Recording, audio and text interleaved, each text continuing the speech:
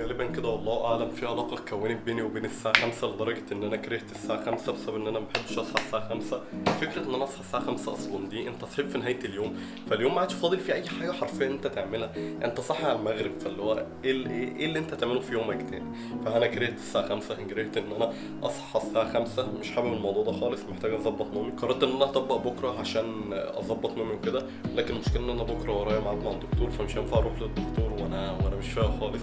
اروح للدكتور واحد يعني فاهم، هبقى عيني دي قافله ومش مركز معاه ولا اي حاجه، فمش هينفع عشان اعرف اساله زي ما انا عايز اساله. واي حاجه تيجي في دماغي انا بعرف اتكلم معاه وكده، مش هينفع اروح له، مش هينفع اكيد طبعا اروح له وانا نايم.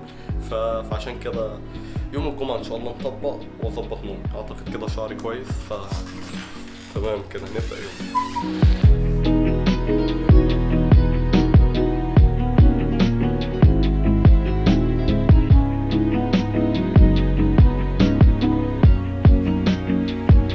مش عارف انتوا عارفين ولا لا، ولكن الليل مش للشغل والانتاجيه وان انت تعمل فيها حاجه والكلام ده، لا. الليل للسهر، الخروجات، الحاجات اللذيذه اللي كلنا عارفينها دي. لكن انت تيجي مثلا بالليل فاكر انت بقى تشتغل، هتعمل مش عارف ايه الكلام ده كله. لا يا باشا، الليل معمول للنوم، للسهر، للخروجات، الحاجات اللذيذه دي. لكن الموضوع ده مستفز جدا بالنسبه لي بسبب ان انا طول الليل ما بعملش اي حاجه، بضيع الوقت حرفيا على عكس النهار. فانا لازم ارجع اظبط نومي تاني. المهم وانا بتكلم معاك كده بكتب التو دو ليست بتاعتي، يعني عشان اعرف الحاجات اللي لازم تتعمل. وبالمناسبه مش هتبقى حاجات كتير، يعني منها شويه ايديت بسيط. يعني الايديت اللي ما خلصش من امبارح، بعيدا عن ان انا خلصت كل حاجه امبارح، لكن في بعض الحاجات ما خلصتهاش بنسبه 100%. يعني انا مثلا كاتب هنا ان انا محتاج ابدا في كذا، فانا بدات في الحاجات دي. هل لازم اخلصها؟ لا. ولكن فكره ان انا بدات فيها خلصت منها مثلا 50%، في حاجات خلصت منها 80%، في حاجات فاضل لي مثلا فيها حاجات بسيطه جدا وابقى خلصتها.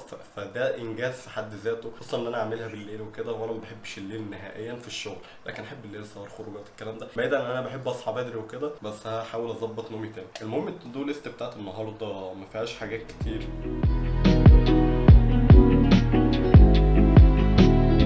A few moments later.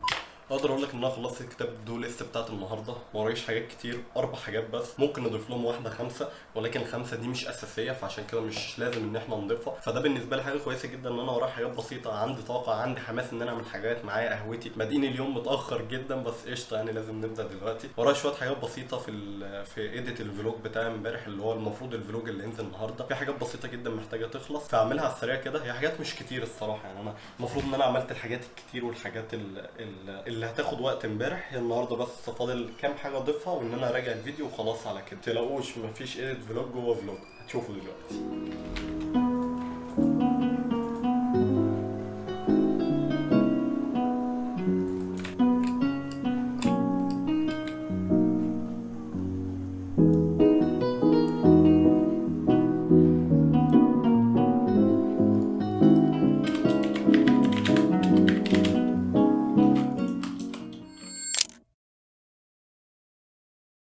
انا مش فاهم مين فينا اللي قال ان فاضل شويه حاجات بسيطه. هي في حاجات بسيطه تقعد ساعتين الا تلت عشان تخلص؟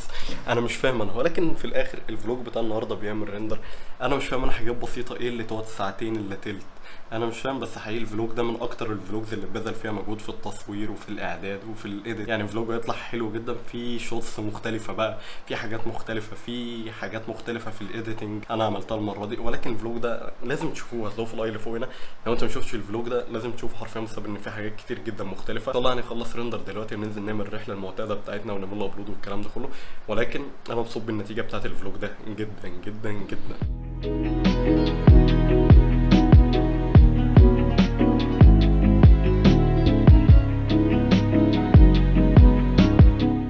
الدنيا مشيت تمام قوي بالنسبه للنت، وعملت ابلود الفيديو في دقيقتين. فالنقطه دي احنا ما عندناش اي مشكله فيها، والدنيا تمام فيها جدا، مفيش اي مشاكل. ولكن المشكله بقى الرئيسيه بالنسبه لي ان انا رحت اجيب قهوه الساعه دلوقتي 10 و10، فالمحل قافل. انا كنت قدام المحل 10 و5، فانا مش فاهم ازاي يعني ليه النظام ده، ليه بتقفل 10 بالظبط؟ الناس كلها مخالفه والدنيا قشطه وعادي، يعني مفيش ما عادش حد بيقفل الساعه 10 دي. فانا مش فاهم. طب انا عايز اشرب قهوه. طيب المشكله ان القهوه اللي عندي خلصت خلاص، اللي انا شربتها النهارده دي اخر قهوه موجوده عندي. فانا حقيقي مش عارف الصراحه اعمل ايه. انا محتاج قهوه، فانا عايز اشرب قهوه. فالمشكله ان انا هصحى بكره متاخر وهبقى عايز اروح اجيب قهوه، فلخبطه كده بجد. يعني مش فاهم. انا لازم يمشي على المواعيد يعني، ما الدنيا كلها مخالفه والدنيا قشطه، يعني مش عارف انا ايه ده.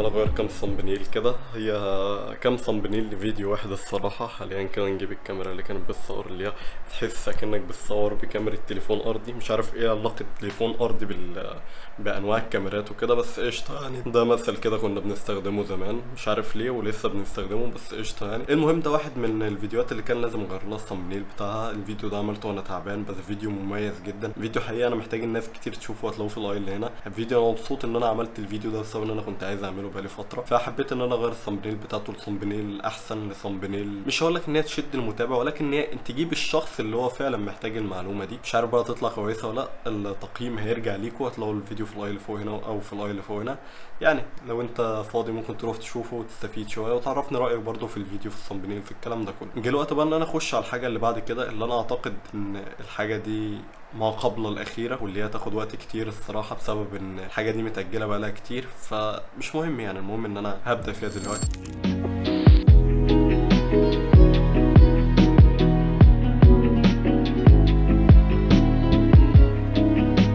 شباب، بقالي كتير جدا عمال اشتغل على شويه حاجات كتير، منها ان انا كنت عمال اغير اكتر من تايتل لاكتر من فيديو قديم. في نفس الوقت الفيديو المفروض ينزل يوم الاحد على القناه الاساسيه. المفروض ان الفيديو ده اشتغلت عليه تقريبا شويه بساط كده، وبعدين جيت تعبت فوقفت شغل عليه لمده اسبوعين. فالمفروض ان انا رجعت اشتغل على الفيديو ده تاني، بدات ايديت الحاجات اللي انا صورتها عشان افتكر ايه الحاجات اللي ناقصه ان انا اصورها واكمل الفيديو وانزله يوم الاحد.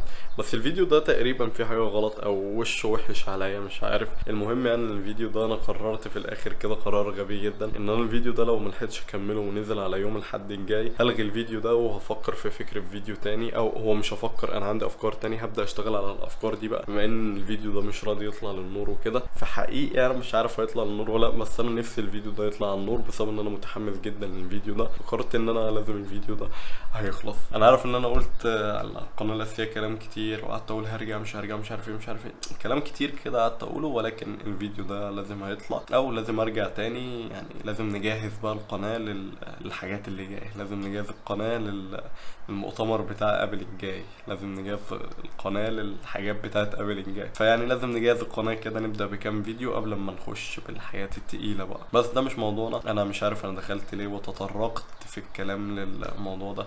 المهم ان انا التودو ليست بتاعتي خلصت فيها كل حاجه، ولكن في مشكله بالنسبه لي، ان ايديت الفلوج اللي انت بتشوفه ده للاسف مش هلحق اخلصه النهارده، فهضطر ايديت الفلوج ده بكره بعد ما انام وكده، بسبب ان انا تعبان جدا دلوقتي وعايز انام. بس دي مش مشكله قوي، المفروض ان ايديت الفلوج ده كان يخلص، ولكن للاسف مش هلحق اخلصه النهارده، هخلصه بكره. ودي حاجه الصراحه انا عايز ابطل ان انا ايديت فلوج جوه فلوج، ولكن يعني بكره ده هي هتبقى بس شويه حاجات بسيطه اللي باقيه، مش هتبقى شويه حاجات بسيطه زي اللي كانت في البدايه. النهارده انا قلت شويه حاجات بسيطه ولكن طولت جدا، ولكن المره دي هي شويه بس حاجات بسيطه. بس على العموم الصراحه ده كان يوم عادي، مش هقول لك يوم بسيط لذيذ، لا هو يوم عادي كعاده باقي الايام العاديه. بقينا بقى فاهم، دخلنا في سكه روتينيه كده، انا حابب اكسر السكه الروتينيه دي واخرج من الكومفورت زون شويه. فالفتره الجايه بس اخلص بكره الجلسه بتاعتي مع الدكتور، بعد كده اشوف هل عندي جلسه تانية ولا لا، ساعتها بقى ابدا اكسر الحلقه اللي احنا دخلنا فيها دي، واللي انا لازم اخرج منها. انا حاسس ان انا دخلت في لوب كده عماله تتكرر تاني، بس ان شاء الله هنكسر اللوب دي قريب جدا. بس اخلص بس العلاج بتاعي والحاجات دي